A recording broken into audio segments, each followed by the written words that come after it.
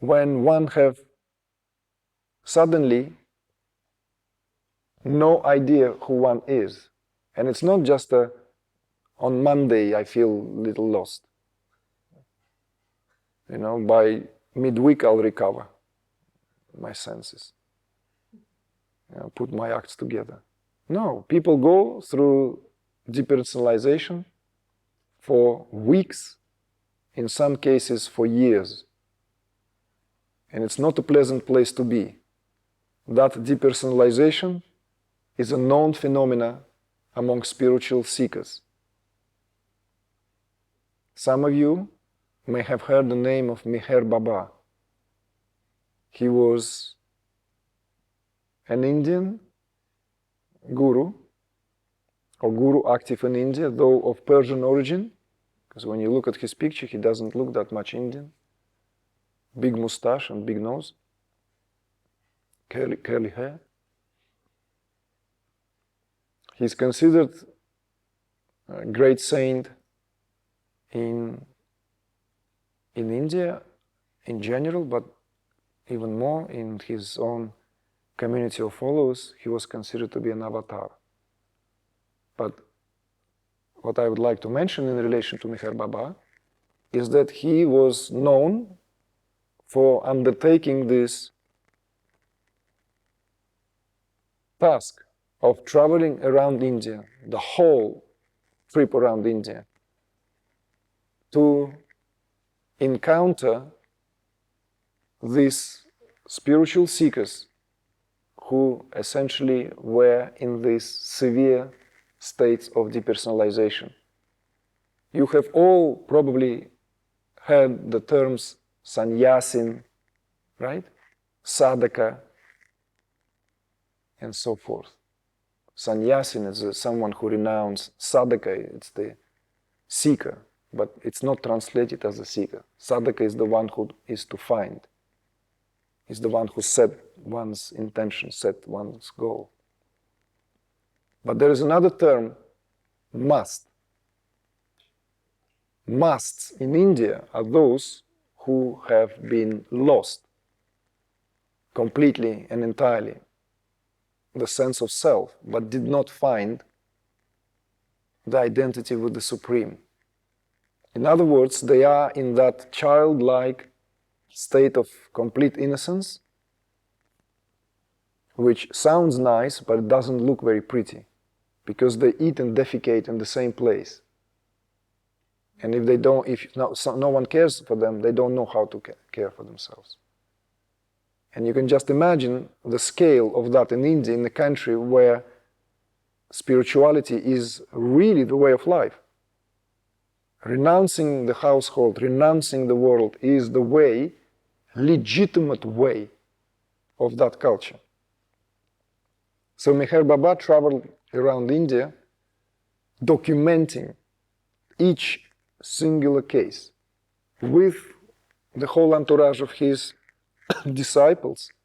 They were tending to some of them and even naming them if they could not find who these people were. Sometimes there will be no traces whatsoever. If there's a local community, they will be able to find traces. All this is available. You can actually look it up. There are books being published.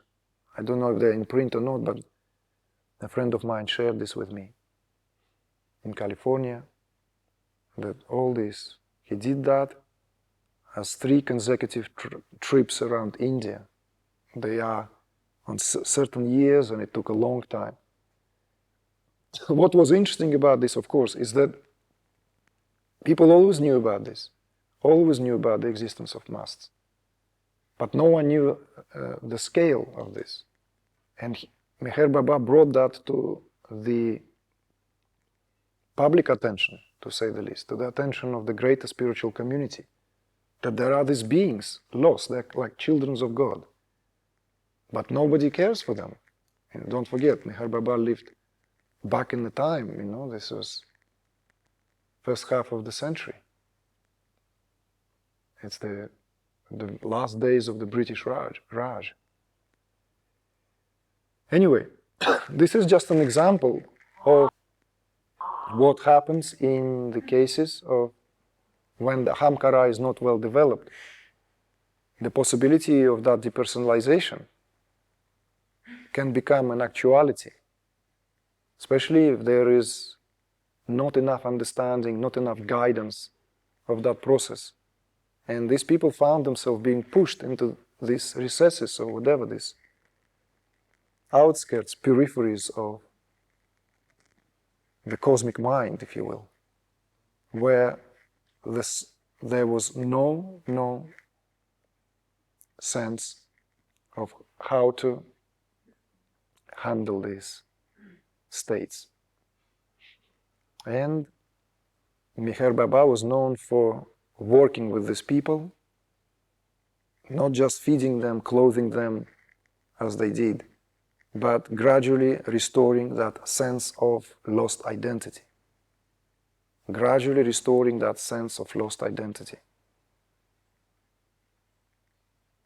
It's not at all in any way to instill any fear or worry in you. It's so that there is a big understanding. The likelihood that this could happen to any of you is very, very slim. Very slim.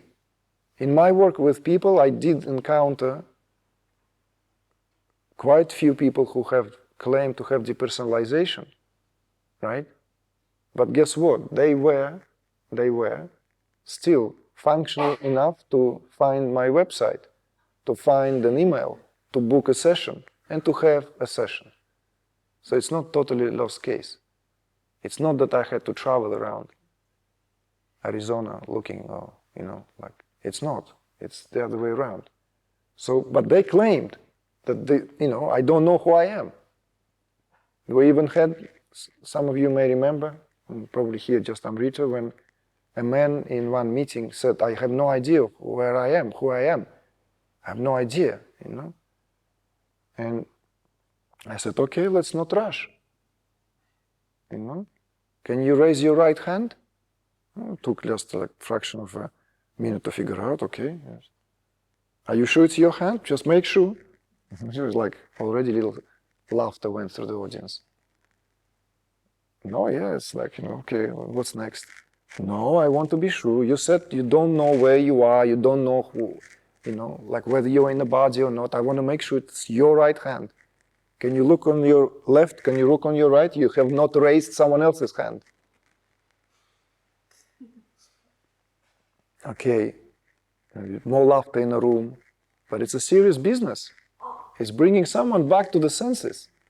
Okay, now please, can you put your right hand on your right thigh? Just like that. And he did, looking at me like a child, very, very innocently, very trustingly. I said, what do you feel? Do you feel the touch of your hand on your right thigh? Yes, I do. Are you sure? I want to be absolutely sure that you do feel that. Are you sure you're not touching the knee of the lady next to you? She might be married and this is not going to go well after the meeting. Please make sure you're keeping your hand on your thigh. So, in a very short time, in quite a lively and light-hearted attitude, we found out that all this was in the head. No one lost anyone anywhere.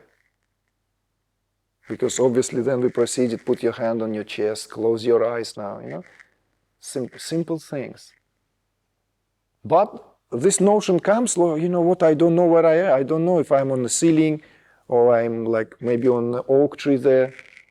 Maybe I'm everywhere. It's hard for me to go back to the body. I watch too many Teal Swans videos, like how to get, I'm a spirit, I want to get back into the body. No, it's not like that at all.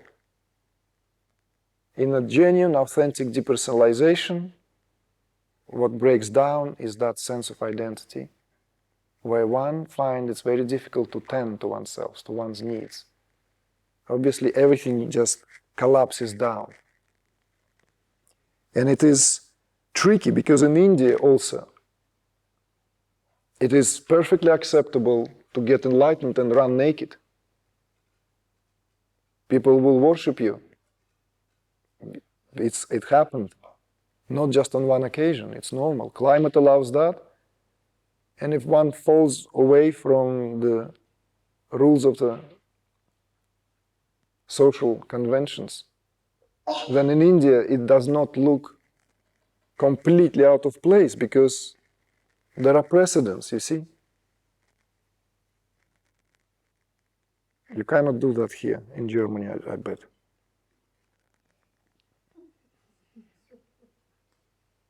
Not just because of climate. You might get away with explanations that you thought you were on a nudist beach, right? But suddenly ending up in a Müller supermarket, it's like, you'd be politely asked to put something on, right? Just bare minimum.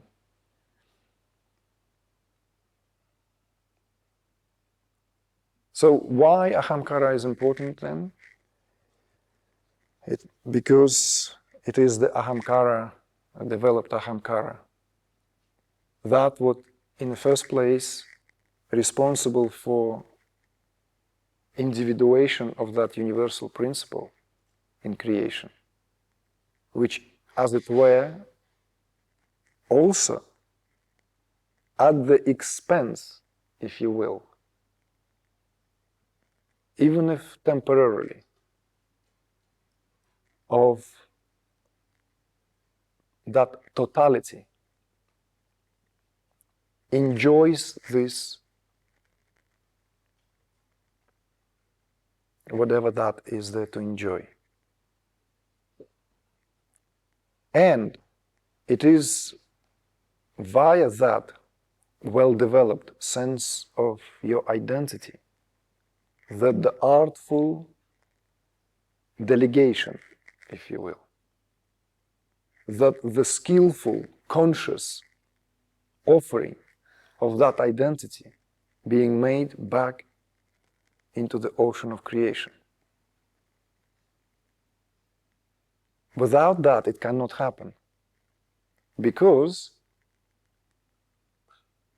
if there is any possibility that one's self of identity is impeded by some psychological dents, then one first and above all else would wish to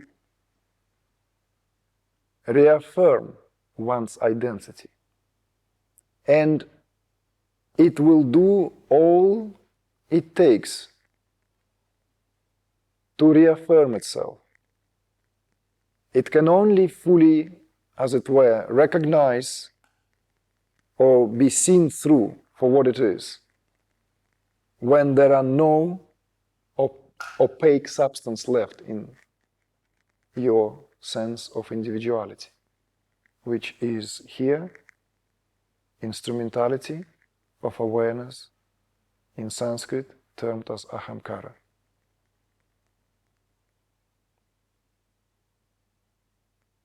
This also explains why there is a yogic psychology, a different kind of psychology. There is a need to work on yourself. It also explains that one is better off in being fully developed individual before completely doing that jumping off the cliff.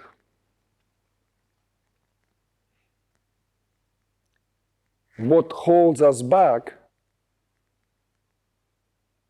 and what acts as that, or what gives that air of fear, terror, is precisely that it has that flavor that in losing what we consider ourselves to be, will lose it all. So in other words, that fear is immanent. It's not just for nothing. Because that is our identity to that moment. It's like a radical shift of identity. That radical shift of identity has that moment of uncertainty. Even that shift, the shift itself, if only I can have reassurance that if I am completely rid of this sense of individuality, that I will be there standing as a living God or goddess or whatever, then of course, why would I hesitate? Why would I hold back? It's a fair trading, no? But as with all the kisses that meant to transform, we want to be assured that we will be turned into the right character of the tale this time around. Hence the predicament. So what reassures here is that very well developed, healthy sense of your individuality. It's also could be termed as simple as being grown up.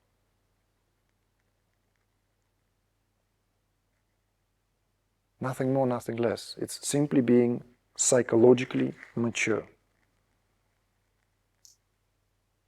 Okay, fine. Someone may just, okay, I hear you, but excuse me, what about so many people who are there, who don't give a damn about all this business of spirituality, and yet they don't exhibit any signs of psychological immaturity? They're pretty together. They even help us to rule the countries, and they're like really, really doing their jobs. They're big guys, big girls. I mean, isn't that a legitimate question? Why this psychological maturity in relation to the matters of spirit? Psychological maturity here is not how we behave in terms of our social responsibilities. This is first and foremost misconception. The responsibility in matters of the spirit, not always in alignment with the morals of accepted, or rather socially accepted morals. That makes a big difference. So the psychological maturity of an individual here is spoken in terms of maturity of the soul.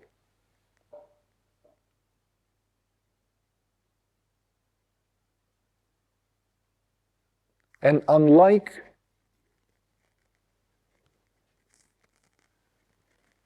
it is in Christianity where the soul is given, some Oriental perspectives differ on this, how the soul is viewed. And in yogic understanding, though every human being is that living jiva or living Atman, it is the soul in its potentiality.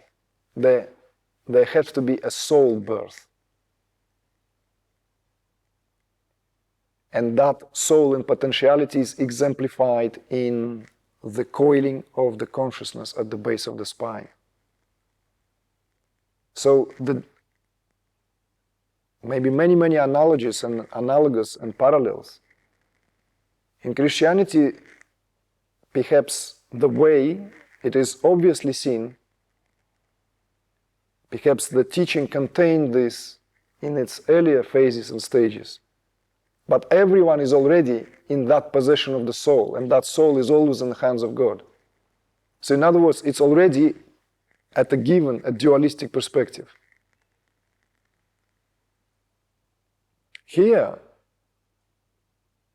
if we are to speak the language of Tantra, the soul needs to give birth to itself. And it is only the soul that gives birth to itself can complete this. Because otherwise it will always happen from and at the mental level. To whatever degree, it may be a profound level of insight and wisdom. But if it is not accompanied by the release of consciousness from its contracted state, that the soul birthing remains but a wishful thinking.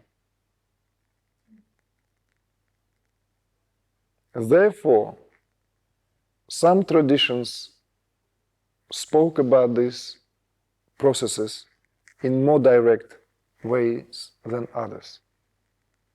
In some traditions, this has been concealed endlessly by metaphor. In others, it have been spoken in more direct ways.